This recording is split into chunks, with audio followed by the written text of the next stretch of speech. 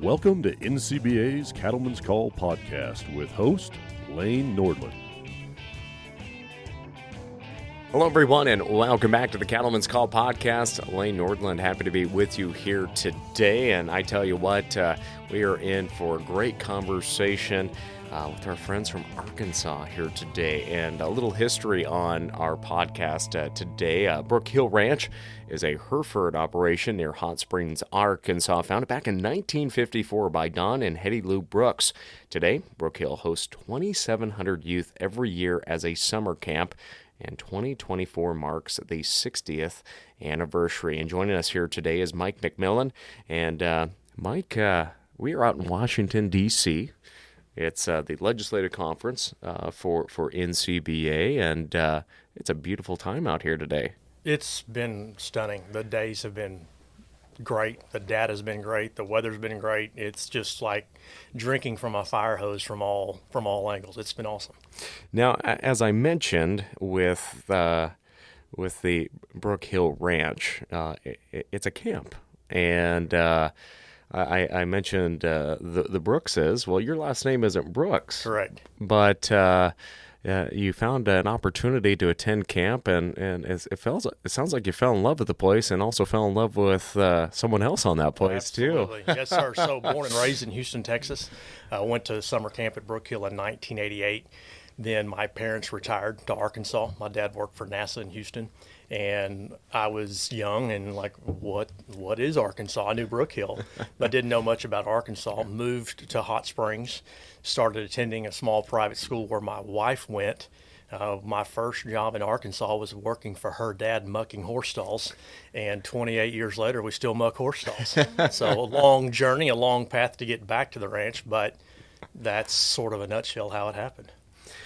I was really excited when I was learning about our podcast conversation with this, because it is so unique. Because we think of summer camp and you think of a lake and kids having canoe races and this and that, but how did this idea get sparked when Brookhill got the concept of having it be a camp? So in the 50s, let me back up, 1937, my wife's grandmother's dad bought the property in an effort to provide a place for his family should there ever be a bind like the Depression was. Her family, just a piece of Arkansas woods out in the middle of nowhere. My wife's grandfather started a Hereford operation, wanted to move out to the family ranch and buy it from her dad. They did. Started in 1954, all the horror stories of the drought and the cattle prices in the 50s, they were right a part of all of that. He had to go to town and get a job. She, the grandmother, was teaching music and English and also going to town as the activities director for the Methodist Church, And that ultimately led to the discussion of, hey, honey, you got to quit going to town, to which she says, fine, do something out here on the ranch for me to have kids. That started with 7 day campers 60 summers ago. And now we have 3,000 from all 50 states, about 20 different nations and territories that come in. And we get to work at a summer youth camp, which who gets to say that? It's like working at Disney World. It's the coolest job in the world. And just having the agriculture and natural resource aspect to it, is that what, I mean, obviously you have kids coming from all over, but what do you hear from the campers that are maybe first time? What draws them to want to experience this unique camp? More than anything, it's our connection. It's our relationship with people. It's one of our core pillars. Our core pillars are fun, connection, and Jesus. We want to have a good time. We want to preach a simple gospel. Let's go play. Yeah. And so we have 20 different activities that we utilize that for. We have quarter horses. We have laser tag courses, tennis courses, go-kart track, all the fun stuff that a summer youth camp has. Fishing derby between the boys and the girls, holding an old-fashioned cane pole. So it's a lot of fun. We use that connection element, and the kids continue to come back. We're in the 4th generation. Wow. Parents, grandparents, great-grandkids, that they get to come and experience exactly who we are and what we are in this picturesque setting in the foothills of the Ouachita Mountains. So, as you mentioned, growing up in Texas, your dad working for NASA, Did you want to be like your dad and work for NASA? Did you ever picture yourself at a young age being on a youth camp and ranch? Would your young self be surprised about where you're at today? You know, I think absolutely, 100%. I grew up wanting to be a fighter pilot, wanting to go to the Air Force Academy, wanting to be an astronaut. My dad was directly involved with manned spaceflight from the Mercury program until the International Space Station introduced me to some absolute famous American astronauts and gave us direct access to the Johnson Space Center in Houston. The director jokingly made the comment when my dad retired is, we have to turn the lights out because Shorty's been here for 40 years. His name was Shorty. I get my height, my killer 5'3" height from my dad, who was 5'2", and his nickname at NASA and the federal government was Shorty. So I grew up wanting to be in that.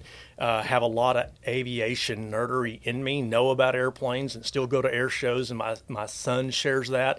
But specifically, I can remember, and why I don't know. I don't even know my age. Little house, Pasadena, Texas, southeast of Houston. And I remember listening to the radio laying in bed, and I remember thinking that I was a cowboy. And that was that. And all these years later, this unbelievable blessing's been given to me that I didn't intend on the journey. I just wound up where I wound up, and I jokingly tell people I fell in love with cows. Yeah. I got to marry my high school sweetheart. I've got these unbelievable kids. I get to work at the best job in the world. Not easy. Some days are cold, some days are hot, some days are mid-south and muggy. But I get to work at a summer camp, and I get to work in family, and I get to go play on the track hoe and all these things, and never thought in a million years that's what I'd be doing. What do you think was the biggest learning curve when you first stepped into working there? Goodness, probably still learning it. There's so many things. One, let me back up. When I was hired, my father-in-law, who's third generation on the ranch, second generation in the camp, and he is a Brooks. I was involved in public safety. I was a dispatcher, a firefighter, EMT, and that was the call of my heart. I moved to Arkansas and was kind of getting into that when I was leaving Texas. And that's what I wanted to do, and got involved in it in Arkansas. He had presented a job that I've got now, which is chief of operations, handle everything from talking the soil all the way to the shingle on a building, and all the visitors and all the guests and all the things that we maintain, the infrastructure to host 74 different structures on our property, all the visitors and all those things. And I didn't know a hammer from a screwdriver. And so I was going off of a list of tasks. There were a lot of things that there was no policy, there's no process, there's no system. I remember getting kicked by horses putting feet out because I got too close and had these awesome shoe prints on my ribs. And okay, well, I learned situational awareness around horses quickly. Yeah. And so it was just I don't know that it was any one specific moment there trying to answer your question. It was it's been 20 years of trying to learn that and trying to figure out, this is what I've learned to get here. Yeah. And so with that, I guess you run Herefords, is that right down there? Yeah, I do. Is that something that's always been on the ranch, or something that the son-in-law came up with? That's something that's exactly right. The son-in-law, I've got my brother-in-law. We now run the corporation with the daughters, my wives, and he's from the neighboring city in Houston. That's a fantastic story. And we joke about the boys from Texas had to come up and rescue the guys from Arkansas with him. He's like, oh, brother. Don and Hetty Lou Brooks started with Herefords, and then the ranch always had a cow or two. And then we got into the Hereford business in about 2016. It was 2014, back up a little bit, that I got a Holstein heifer for camp. One of the activities was nature activity, and we would show the kids the process. Hey, small, here's a tomato, here's chickens, here's eggs, and if you're eating a chicken nugget, there is a tomato that you would dip in ketchup. If you're drinking milk, here's a cow, there's a beef cow. So that's how I got into the cow business, and that's how I accidentally got in the cow business, buying one Holstein heifer and then had her bred and started milking her at camp. Riding a bush hog, clipping grass, I was needing help. and I had the random idea that cows were slow lawnmowers. I thought, what if I bought some cattle and put them down here? That led into my father-in-law buying me my first commercial heifer, and she was a Hereford. I love our Angus counterparts, but I didn't at the time. They bring a lot to the game and and help our industry so much. But in driving around Arkansas, I thought, man, I don't like seeing black cows everywhere. I was leaning towards Charolais. My father-in-law bought me a Hereford, and I went back to those old John Wayne movies my mother watched. The Herefords everywhere, beautiful look. Now I drank the Kool-Aid. I'm a Hereford man. We got that painting behind you. Yeah, As a Hereford. It can cause a problem because typically anything with a Hereford look on it, I start making offers on it. We bought some bred Herefords the other day that were supposedly bred black bulls out in the pasture, but a few of them I guess were AI'd because the cleanup bulls didn't get a chance to clean up because we got a bunch of little Hereford calves running around the back, and I'm a baldy guy too. I mean, Great. We want that F1, but so. My daughter loves them. She's 2.5, and I'm sorry. No. And she calls them Herefords. I love it. It leads to great conversations because annually, with all the different events we host, we have the campers, then their parents, then different events on the ranch. We have about 10,000 people on the ranch annually. And doing direct-to-consumer beef sales is one of the things we do. They love that red hide and that striking white face. The consumers. And we give tours. We take a palms-up approach in everything that we do. Yep. So giving them tours and showing them the whole process and giving out phone numbers to the vet and all those people, we want to make sure the consumer has that. And they're first taken aback by the look of the cow. What's your percentage then of camp families that purchase your beef then? We have intentionally limited it because when we launched it on our website, it blew up, and we had to step it back. Wow. There is a massive buildup to relaunch that so that we can then meet consumer demand, and it also meets our story of born, bred, raised, finished on the ranch. Yep. What has that been like then? When did you first start doing the direct-to-consumer? Started doing direct-to-consumer a couple of years ago. Okay.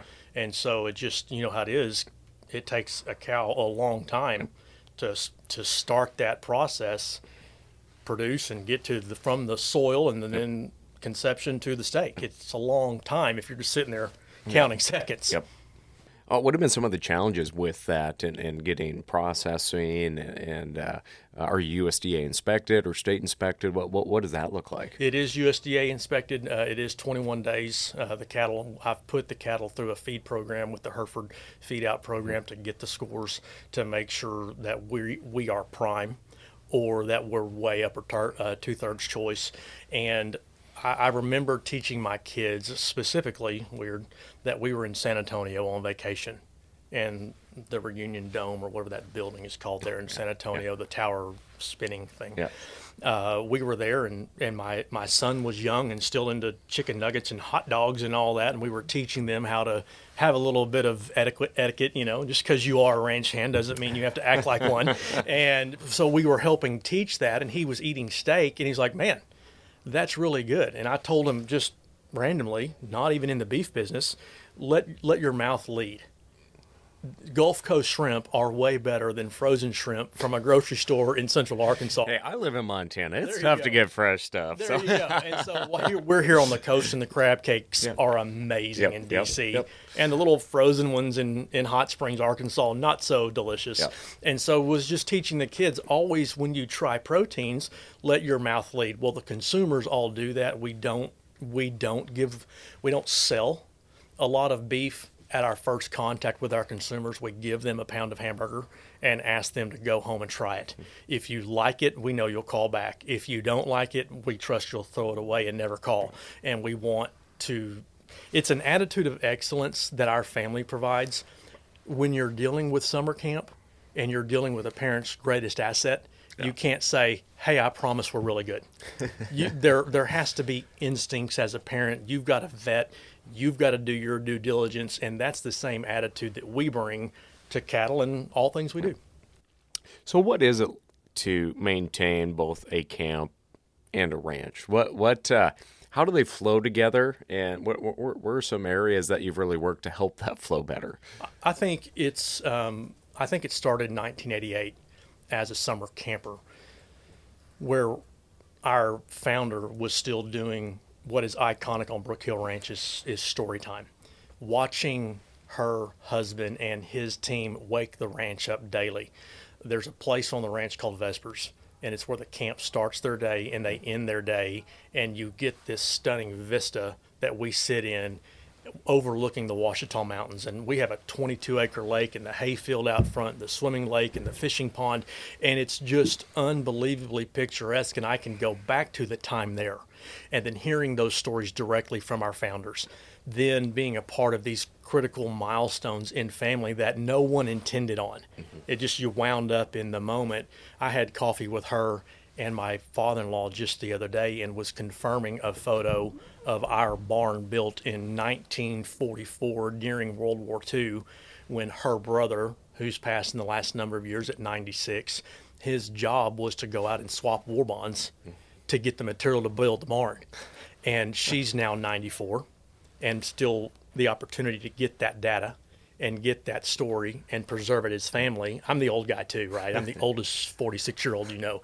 My study is like a time capsule. All the old stuff on the ranch I keep and restore and put back on the walls. And so all of those stories help preserve that to keep us moving forward, to integrate who the ranch is today, who the ranch was at its founding, as we navigate the beef segment, as we navigate camp and what parents want for their children versus 1964 when we started as a camp, how we translate our vision and our commitment to the next generation, which is second grade through ninth grade. And so we have to do that well to that generation where they come back. And then we have to do it well to the parents who are making the decision to send their kids. Then we're into weddings and events and conferences and rental facilities. And so it's I've nearly said 465. Maybe it is a 465-day job, but it's a 365-day job. We think about it. I live on property. I live in the original farmhouse that we've restored, and it's in our DNA. We love the ranch. We love all things that we do there and what we have been called to do there. I guess, what does it look employee-wise? How many counselors do you have, and do they partake in chores? And maybe how are their responsibilities split up? So we have 15 on our full-time team. That's finance, office, media, me, my wife, my brother-in-law, camp director. 15 full-time, 12 months out of the year. Part of their job.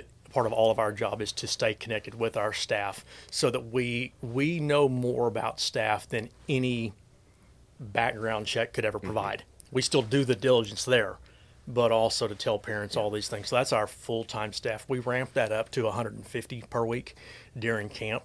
Then we host 420 some odd campers every week. So I tell people we feed 600, 3 meals a day. The staff covers all segments of camp in generational transfer and making sure that we as middle-aged leaders are adhering to those core values and teaching vision to the next generation.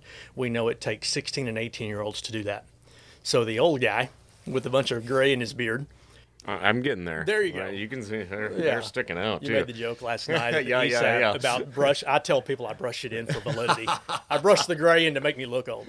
It brings validity to the conversation. But, you know, it's just tough. Yeah. It can be tough because the generation switches so fast, and the data that they receive on social media is somewhere in the 0.3 of a second that you've got to grab their attention. Mm-hmm. Well, the old guy that's raising cows isn't communicating that well. So we, as a family, have learned how to go out and get the people that help. They are alumni. They're in leadership positions. So from second grade to today at 20, they've been with us for 15 some odd years. And they know our core. They know our values. We can go to them and help teach what we need to get taught, and they then send that down to where the new generation helps, and they teach all activities. I have guys that are on our operations team. They help with the ag side. They help cut hay. They help put up fence. They help move equipment. Then we have the counselors that are in the activities. They're in first aid. They're in the kitchen. They're all over the ranch. Our ratio is about 1 to 7. We want to make sure we're connecting with people. Again, that's our lead on everything. And Those folks have worked hard to be in those positions, and we work hard too. It's 365, like I said, to make sure that we're choosing those people properly. So when we look at, just because I know we probably have folks sitting here like, it's hard enough to run a ranch, but you throw the responsibility of taking care of children at a camp. I guess, in your opinion, how is it that both of these ventures fit so well together? I think, again, it's just, it's our core. It's who we are. The word ranch being in our name was not a catchy thing that we came up with years ago. It's who we are. And while that may have ebbed and flowed, they had 150 plus Herefords back in the day. And now I've got 30. I've got 21 quarter horses. My father-in-law has about 30 Longhorn roping stock, and he's big into the horse side and developing cutting horses and all that. He's got 8 or 10 horses. So we've always had the livestock component. Just the size of it varied. And so to be able to marry that in with an actual working ranch and all of these other moving parts, it's just constant consideration, it's constant thought, it's constant effort. What do you think the future of the Brookhill Ranch will look like in terms of enticing? Because the world changes. Kids. I didn't grow up with a phone. Yeah. You had to go outside and play, and I guess you have to adapt to that. You have to reach out to that next generation of parents that was maybe raised a little differently or not outside, but they're looking for the values that your operation has. I guess what are some of the plans you have in place to keep this a family business, and also have these families and new families returning to experience the camp itself? It is a constant thought and a constant consideration for our media guys that are on all social media platforms and staying ahead of the Snapchats and TikTok and all the current trends, and making sure we are communicating that to the current generation and how we get it to parents. So always watching and learning. And we, as in they, because I'm the old guy. I do great work on a track hoe. I tell folks I'm an executive ranch hand. So I still make a living out of a tool bag. I still drive a side by side, and I've got a really cool office, and I can clean up just a little bit. So my brother-in-law, my wife, these amazing intellectual people, and the team that they directly oversee daily, we ask that question all the time and study and look and travel and go and make sure we are communicating that. And then, let's take our horseback activity. We had 30 quarter horses at one time, and so many kids wanted to be Dale Evans and Roy Rogers, and so many kids now basically want to sit on a horse at the county fair and say, "Mommy, I rode a pony." Yeah. And so how do you go from this, that perhaps your children come and they bring actual ranch horseman skill, to riding a horse at camp? And so we've had to transition even in that experience to where kids get to sit on horses, ride around, and get that experience. But they didn't want to go home and say, although there is a segment that says, wait, I know what to do. I can go grab that horse. I can bring it in. I can halter it. I can stall it. I can reverse. I can lope. I can do all these things on that animal. And so we have to entertain that as well and make it excellent, our style. We won't touch it unless it's good. And so we have to, it's a constant navigation in the speed in which the world changes daily. And parents. Yeah. Parents are moving off of Facebook into Instagram. Yeah. And so, we'll put it on Facebook. That's old. Yeah. That's old. It's into Instagram. And then how fast does that switch? Yep. My kids, every dad is proud of their child, and all of their kids are awesome, except mine really are, So my son helps with our media team. Yep. And the data that he speaks with wisdom of, no, the timing of the day of that post is not going to capture who we're looking for, and the length of and you're like, holy smokes, let that guy handle it. I just was kind of doing this on my phone. And so it's a constant work, constant effort. So you mentioned your sons, you guys have a podcast as well. We do. What's some of the content? It typically, my brother-in-law does that. We have our media director that handles all the tech side. My son, who's 14, and he's homeschooled, he has a teacher that comes in and helps. And that's part of his requirement, not his requirement, it's his choice. Yeah. We want to give them room to wherever they fit. But he goes up and runs the mics and the cameras and does all this. My brother-in-law is our host, and he typically has one of our counselors one week and then some sort of alumni, some sort of old guy in there. And it's a strategic thing that they do there. And my son has great tech data. He flies the drones and makes the edits and AI's photos, and it's just another language. For our listeners, AI is a little different from what you're going to be doing when you're trying to Well, that's true. There you go. Yeah. Yeah. Well, I'll give you an example. I had a friend that came with me, and we took a picture in front of the Supreme Court. I thought you may like it for the podcast, so I sent it back to our media team, and they artificially intelligence removed my buddy and just had me in front of the Supreme Court, which I sent back to my beef media girl to use for Earth Day coming up. Yeah. And so it's like, I'd be like cutting out with scissors and pasting it on. And so he knows that. My daughter is an investigative person. She likes to study things and know the data with excellence. Mm-hmm. She's talked about becoming an archaeologist, a large animal vet. She has my wife's intellect. I'm doing all I can to spell my name right. And she's brilliant. She's brilliant, and they bring that excellence and their individual giftings to the areas that they have found their own fit in our organization. How is it working as a family, though, with your wife's sister and your brother-in-law, or your sister-in-law and brother-in-law? I guess it would be an easy way to say that. But what is that like, working with them and also your in-laws? What has that family dynamic been like? What have the conversations been like in having a set vision where everyone's working together, everyone knows their roles, and everyone has the same goals? Yeah, and so that's a great question, and family transition certainly is something that families consider. And so going back to 1988 in camp, trying to answer the question of how, to be able to start at camp, hear all those visions, eventually marry into the family, and then start as a day hand, then get married, and was doing a different career, then step onto the ranch to help start doing things there. There were a lot of intentional conversations. There were a lot of unintentional conversations. There were good days. There were bad days. And ultimately, looking back, we make sure that we protect family. We protect the generations that came before us. The torch that they used, we used to illuminate the way, not to then burn an old bridge. Because the fact is, Lane, if we went and got steak, you may get a strip and I may get a ribeye, but it doesn't mean we're enemies. Mm-hmm. And to keep that the focus, even when you get into some heated, passionate conversations, because again, we have an attitude of excellence. Yeah. So does all of our other family. Yeah. So when all the excellent attitudes come in, it can be tough to navigate that in all segments, but we continue to navigate, we continue to show up, we continue to figure it out. And as my mother and father-in-law moved out of second generation of camp, third of the ranch, and put us in charge, that the four of us have always gotten along. Me, my wife Lindley, brother-in-law David, sister-in-law Melissa. The giftings and callings that are on each of us are so dynamically different that I don't want this to sound ugly, but honestly, we don't care what the other one does. We do. We have great compassion and have offices next door to each other.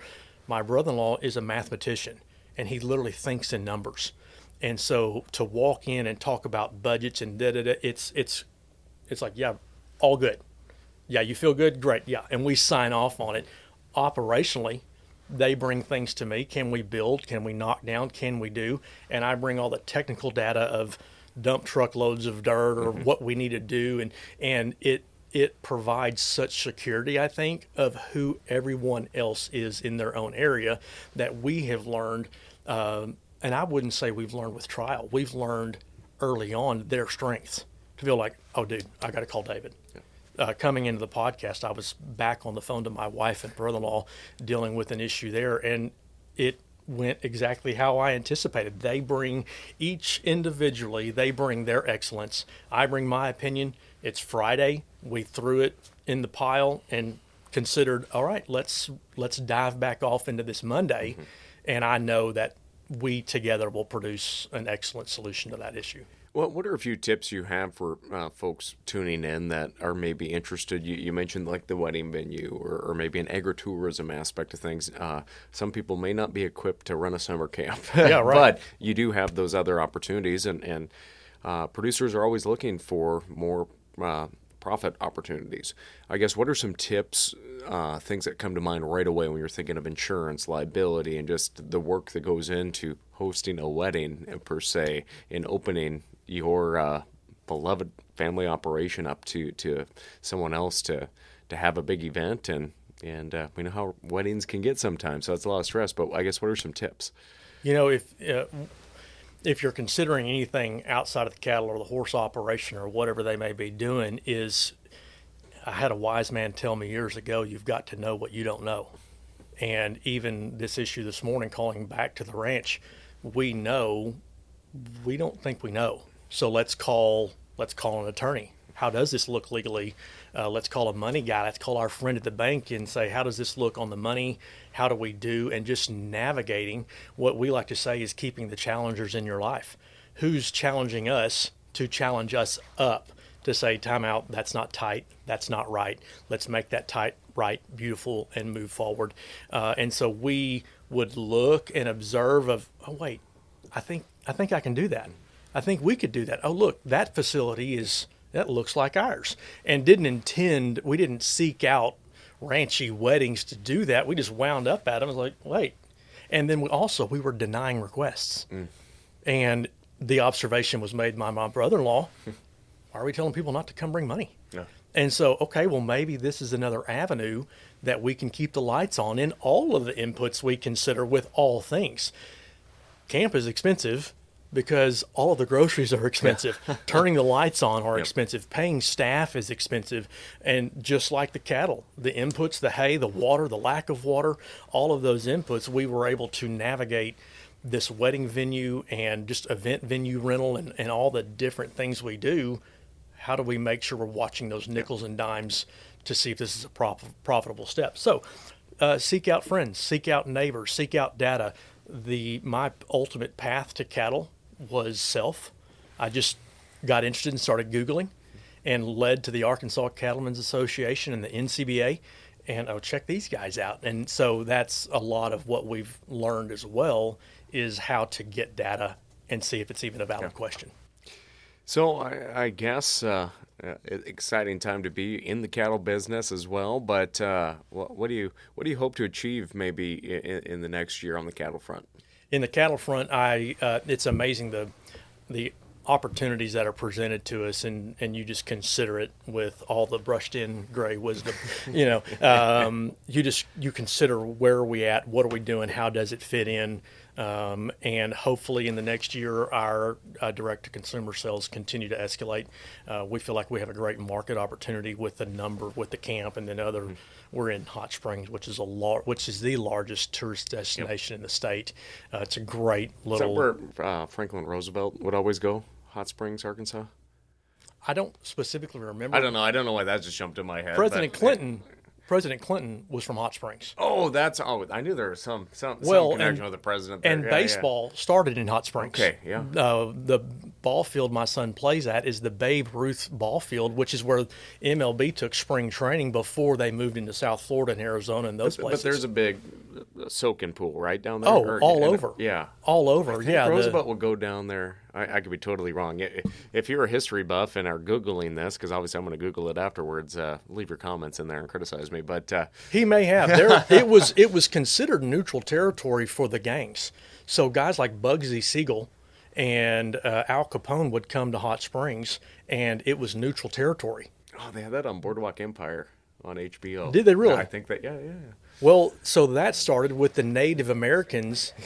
That started with the Native Americans who called it the Valley of the Vapors, because the hot water would settle in the mountains there, much like the Smoky Mountains, and it was called the Valley of Peace. Oh. So there was no warring allowed in the valley where Hot Springs sits. So that carried on into the Depression and the gangsters and all that, and even carried into Prohibition a little bit. You couldn't compete on on the alcohol and all that. And so there's a lot of fun history there in Hot Springs, and we're 13 miles north of it. And like I said, President Clinton is from there, and we've got some really cool little stories in our little gym in Arkansas there at the foothills of the Ouachitas. Yeah. Well, that's pretty great. Where can folks learn more about the Brookhill Ranch? The best resource would be the website, brookhillranch.com. We're on Instagram, we're on TikTok, we're on social media, all platforms, YouTube. There's so much data on there. The website does lead to all of our events and dates and all those things there, so brookhillranch.com. What are you doing today? Going to go take in some monuments? No, actually on the next flight out, heading back to Little Rock. Got to go back to work tomorrow, so there's plenty to do. And so had a great time here, run pretty tight margins, and blow in, do the conference, have a great time with friends, all the events, and close it up and head back home. Well, I don't want to hold you up for missing that flight, but Mike, I appreciate you sitting down and talking about your guys' family operation. It's unique, and it's so cool just to see how other families do things differently, work together, but also just play a role in educating folks about agriculture too. So that's great. Thank you, Lane. What an honor, what a privilege to be here. Thank you so much. Well, again, Mike McMillan joining us here today. As he mentioned, just visit brookhillranch.com for more on all they do for the youth from across the world. Yes, sir. That coming to 10. But again, we're diverse in the cattle industry, but we all work together to make sure we're feeding the world and taking care of those natural resources as well. So, Mike, thanks for joining us here today. Thank you, Lane. My honor. With that, friends, that will do it for our conversation on the Cattlemen's Call. I'm Lane Nordlund. We'll catch you next time. Thanks for tuning in to NCBA's Cattlemen's Call podcast with Lane Nordlund. For more information, visit ncba.org and make sure to subscribe to the podcast today.